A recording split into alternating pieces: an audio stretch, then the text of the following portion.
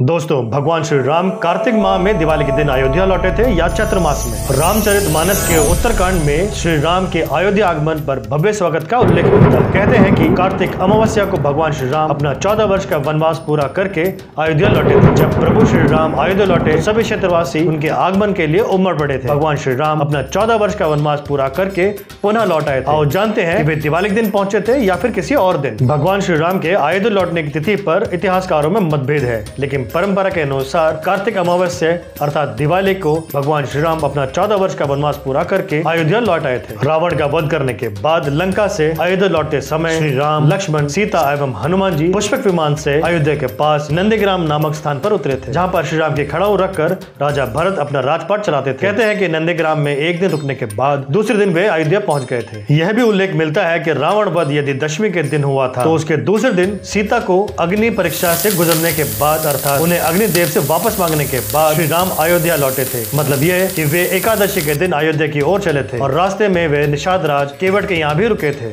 वाल्मीकि रामायण में उल्लेख मिलता है कि भगवान श्री राम का नंदीग्राम में भव्य स्वागत किया गया था। उस दौरान अयोध्या के सभी 8 मंत्री और राजा दशरथ की 3 रानियां हाथियों पर सवार होकर नंदीग्राम पहुंचे थे। उनके साथ अयोध्या के सभी नागरिक भी नंदीग्राम पहुंचे थे। वाल्मीकि रामायण के युद्ध कांड के सर्ग 127 के अनुसार सभी नागरिकों, मंत्रियों और रानियों ने देखा कि भगवान श्री राम पुष्पक विमान से धरती पर उतर रहे हैं। सभी ने विमान पर विराजित भगवान श्री राम के दर्शन किए और वे उन्हें लेकर अयोध्या गए। भगवान श्री राम का जन्म इंडियन गवर्नमेंट के साइंस मिनिस्ट्री के मान्यता प्राप्त institute of scientific research on Vedas के शोधानुसार श्री राम का जन्म इस शोधानुसार 5114 ईस्वी पूर्व हुआ था। इंस्टीट्यूट की डायरेक्टर सरोज बाला के शोध अनुसार श्री राम ने रावण का वध 4 दिसंबर 5076 ईसा पूर्व किया था। फिर वे अलग अलग जगहों पर रुकते हुए 29वें दिन 2 जनवरी 5075 ईसा पूर्व वापस अयोध्या लौट गए थे। अयोध्या लौटने की खुशी में अयोध्या वासियों ने दिवाली मनाई थी। रुकने के दिनों को छोड़कर इस सफर में लगभग 24 दिन लगे। इस दौरान वे 8 से 9 जगहों पर रुके। यह निष्कर्ष वाल्मीकि रामायण में लिखे उस दौर के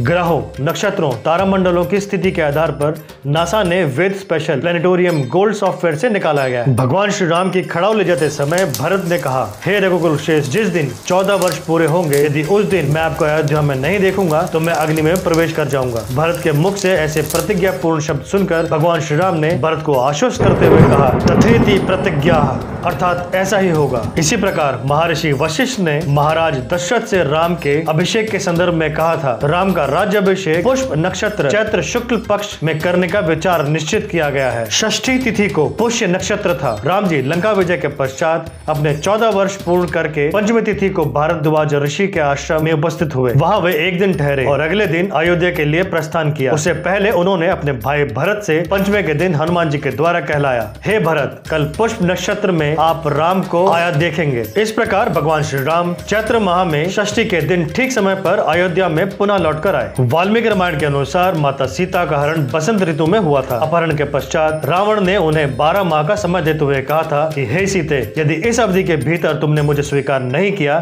तो मेरे राक्षस तुम्हारे टुकड़े टुकड़े कर डालेंगे। यह बात हनुमान जी ने जब भगवान श्री राम से कही तो उन्होंने भली प्रकार चिंतन किया और महाराज सुग्रीव को आदेश दिया, आज उत्तरा फाल्गुनी नक्षत्र है, कल हस्त नक्षत्र से इसका योग होगा। हे सुग्रीव, इस समय पर सेना लेकर लंका पर चढ़ाई कर दो। इस प्रकार फाल्गुन मास में श्रीलंका पर चढ़ाई का आदेश भगवान श्री राम ने दिया। यह जानकर रावण ने भी अपने मंत्रियों से सलाह लेकर कृष्ण पक्ष की चतुर्दशी को युद्ध आरंभ करके अमावस्या के दिन सेना से युक्त होकर विजय के लिए निकला और चैत्र मास की अमावस्या को रावण का वध किया गया। तब रावण की अंत्येष्टि क्रिया तथा विभीषण के राज तिलक के पश्चात श्री रामचंद्र जी यथाशीघ्र अयोध्या के लिए निकल पड़े तथा यह सिद्ध होता है कि भगवान श्री राम चैत्र मास में ही अयोध्या लौटे थे। इसी खुशी में लोगों ने अपने अपने घरों में दीप जलाकर उनका स्वागत किया था।